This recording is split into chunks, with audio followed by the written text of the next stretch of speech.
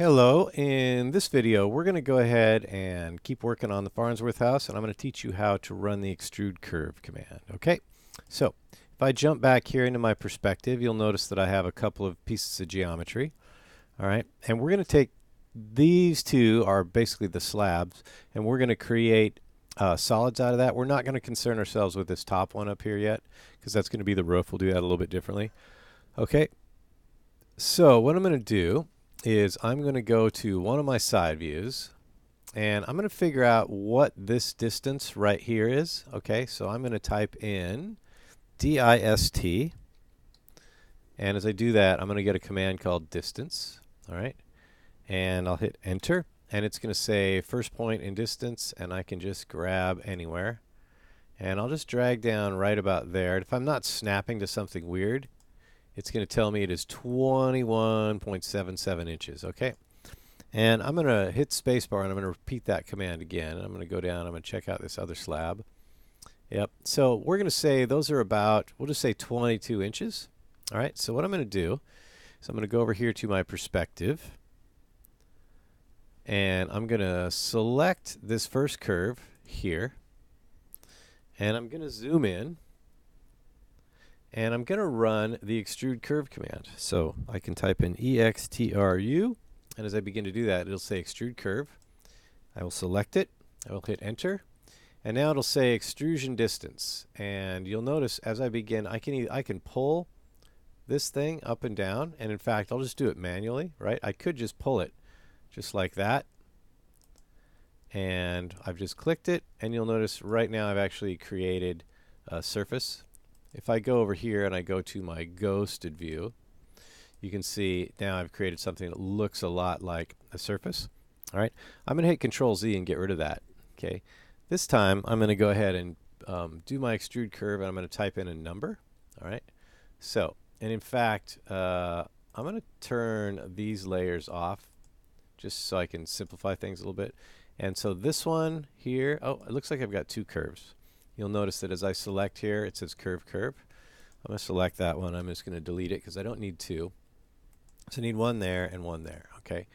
You'll notice that this one here is a little bit higher. All right. So I'm going to select that. I'm going to type in extrude curve. And as you remember, these are 22 inches tall, right? Now, you'll notice as I begin to do that, it'll say direction, both sides, solid equals yes, delete input. As I begin to move it down, it will extrude down from that curve. As I move it up, the cursor, it'll extrude up from that curve. See? So what I want to do is, if I were to say 22 inches, it would actually give me something that was 22 inches up. So where it says extrusion distance, right here, I'm going to type in minus 22, and I'll hit enter. And I've just created a little slab that was 22 inches thick, right, down from where I wanted it to go. I will do that again over here, right? And now this time I'm going to, I'm just going to hit the space bar to repeat that command, right? And this time where it says solid yes, I'm going to leave it at no. Generally, what I actually want is it to be solid. You'll see as I rotate around, all I'm doing is I'm bringing down 4 surfaces instead of making a solid with 6 sides. So once again, I'm going to type in minus 22, and I'm going to hit enter. Okay, now you'll see what happened was I actually went up instead of that, instead of down. So this needed to go low, but somehow I guess I didn't get the minus in there, and that happens all the time. So I'm going to select this guy, delete it. I'm going to select that curve again, and I'm going to hit the space bar, right? So extrusion distance is minus 22. Enter.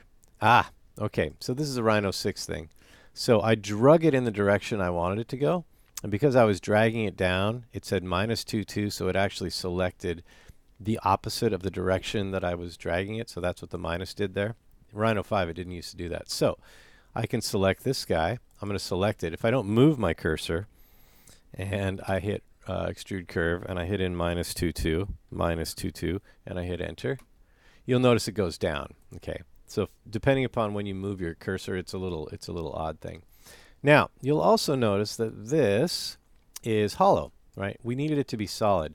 Okay, if that happens to you, you can do one of two things. You can back up and you can run the command again, or you can just select your object and you can type in CAP, enter.